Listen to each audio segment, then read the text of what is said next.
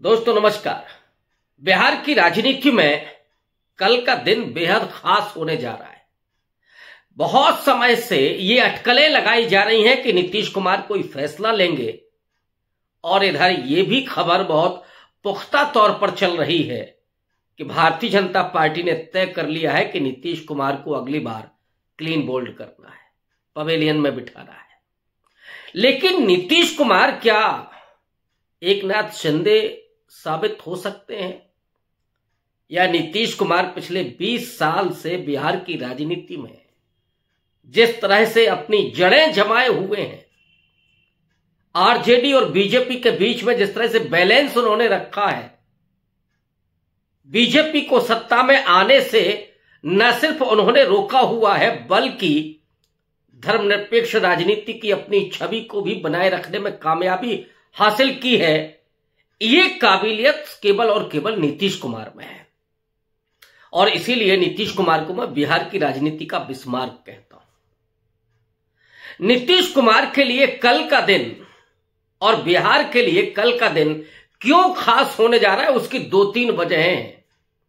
पहली वजह, कल प्रधानमंत्री नरेंद्र मोदी भागलपुर में एक बड़ी सभा करने जा रहे हैं। हालांकि कहा यह जा रहा है कि किसान सम्मान निधि की 19वीं किस्त का कल इनॉग्रेशन वहां से वो करेंगे। किसान सभा होगी बिहार में, लेकिन असल में वो बिहार के चुनाव की मुनादी होगी। बिहार के चुनाव का शंखनाद कल प्रधानमंत्री नरेंद्र मोदी करेंगे और जो बिसात बिछाई जा रही है बिहार में वो है भारतीय जनता पार्टी अपना मुख्यमंत्री बनाने के लिए बेताब है। ऑब्वियस है कि नीतीश कुमार अपने लिए विकल्प की तलाश कर रहे होंगे। बहुत सारे लोगों का सोचना है कि नीतीश कुमार इस बार बहुत आसानी से बैलेट अपने हाथ से ट्रांसफर कर देंगे, लेकिन मैं मानता हूं कि इतना आसान नहीं है। दरअसल पिछले 2-3 महीने से यह कश्मकश चल रही है। नीतीश कुमार ये चाहते हैं कि नरेंद्र मोदी या अमित शाह 2025 में फिर से नीतीश कुमार के नेतृत्व में ही नहीं बल्कि अगले मुख्यमंत्री के तौर पर भी उनके नाम का ऐलान करें। 2 मौके अमित शाह के लिए आए। एक मीडिया का मंच था तो दूसरा अपनी प्रेस कॉन्फ्रेंस थी और दोनों में ही अमित शाह ने ये कह करके इस मुद्दे को खारिज कर दिया कि अभी इसका वक्त नहीं आया है, इस पर अभी कोई बात नहीं हो सकती, कोई जवाब नहीं दिया जा सकता है। और इधर आप बिहार में देखिएगा तो एक तरफ यह भी कहा जा रहा है कि नीतीश कुमार की मानसिक अवस्था अब ठीक नहीं है, वो पूरे तौर पर स्वस्थ नहीं है। उसमें बीजेपी के लोग भी शामिल हैं और तेजस्वी यादव भी शामिल हैं। हालांकि तेजस्वी यादव की अपनी राजनीति है, लेकिन अंदर खाने बिहार में भारतीय जनता पार्टी के लोग जिस तरह से इस खबर को चला रहे हैं कि नीतीश कुमार का तो अब मानसिक लेवल ही उस हिसाब का नहीं बचा है कि वो अगले मुख्यमंत्री के तौर पर हो या पारी को कंटिन्यू कर सके, तो रिटायरमेंट दे दिया जाए। और इसके लिए आज जेडीयू की तरफ से एक नया कार्ड खेला गया, नया ट्रम्प कार्ड खेला गया और वो कार्ड ये है, जो स्लोगन लग रहे हैं कि बिहार इंतजार कर रहा है नीतीश कुमार के बेटे का, निशांत कुमार। बिहार की है ये पुकार, आइए भैया निशांत कुमार। और निशांत कुमार इधर कुछ दिनों से अचानक मीडिया में बाइट देखते हुए भी दिख रहे हैं। हालांकि नीतीश कुमार ने लंबे समय तक अपने बेटे को राजनीतिक मंच से अलग रखा था, लेकिन अब निशांत कुमार के वो पोस्टर लग रहे हैं, वो बाइट भी दे रहे हैं। उन्होंने ये भी कहा है कि पिताजी पूरी तरीके से मानसिक रूप से स्वस्थ हैं। और इधर जब ये खबर चलती है कि निशांत कुमार बिहार की राजनीति में सक्रिय होने जा रहे हैं, तो जीतन राम मांझी से लेकर के तेजस्वी यादव तक सबने स्वागत कर दिया। जीतन राम मांझी ने तो बाकायदा जस्टिफाई किया कि साहब, इंजीनियर का बेटा जब इंजीनियर बनता है, डॉक्टर का बेटा जब डॉक्टर बनता है, तो फिर पॉलिटिशियन का बेटा पॉलिटिशियन क्यों नहीं बनेगा। निशांत कुमार का तो हम इस्तकबाल करने के लिए तैयार बैठे हैं। तेजस्वी यादव ने एक कदम और आगे बढ़कर के उनका वेलकम किया और यह भी कह दिया कि हम तो बारात में चलने की तैयारी कर रहे हैं, जरा घर भी बसा लें और बागडोर अपने हाथ में ले लें तो जेडीयू बच जाएगी। अदरवाइज जेडीयू में जो लोग सक्रिय हैं नीतीश कुमार के आसपास, वो जेडीयू को खत्म करने पर आमादा है। अगर निशांत कुमार आते हैं तो जेडीयू का भविष्य सुरक्षित रह सकता है, तेजस्वी यादव यहां तक कह गए। एक और बड़ा मजेदार वक्तव्य आया वो तेजस्वी के भाई तेज प्रताप के द्वारा। उन्होंने तो कहा कि उनको निशांत कुमार को तो आरजेडी ज्वाइन कर लेनी चाहिए।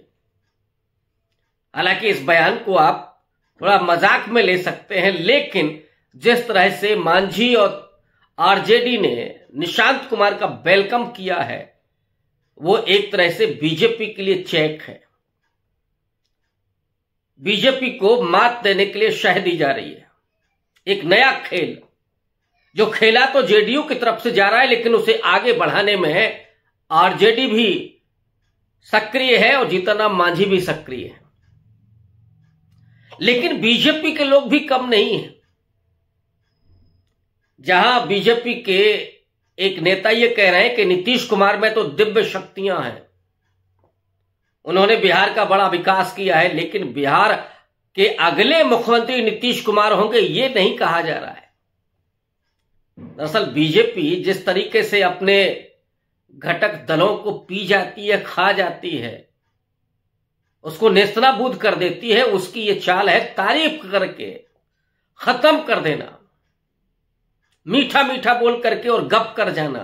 ये खेल बीजेपी का है। तो बीजेपी के एक नेता कह रहे साहब नीतीश कुमार में तो दिव्य शक्तियां हैं, लेकिन वो दिव्य शक्तियां क्या हैं ये वो सज्जन भले ही ना जानते हो, बखूबी नरेंद्र मोदी जानते हैं।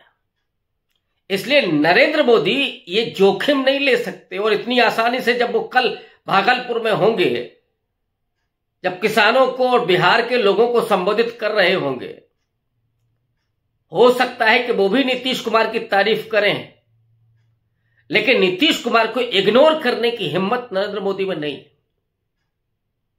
कल का जो समय है वो इसीलिए महत्वपूर्ण माना जा रहा है कि कल नरेंद्र मोदी मंच से क्या बात कहते हैं और नीतीश कुमार केवल एक पंक्ति चाहते हैं प्रधानमंत्री से